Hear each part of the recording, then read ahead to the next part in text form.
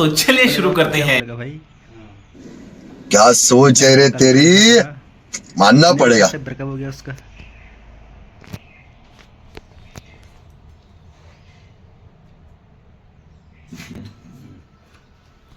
Issue नहीं है इस लाइफ में,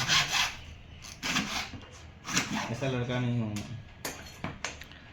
शादी के बाद भी आ जाता है, ऐसा बात नहीं है।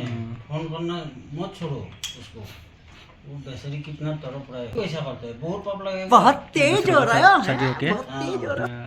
पछता रहा होगा ना वो, पछता रहा होगा। इसका जो हस्बैंड है उसको पता लग गया होगा ना कि हाँ। दूसरे से प्यार करता है। वो तो हो जाता है, पता लग ही जाता है।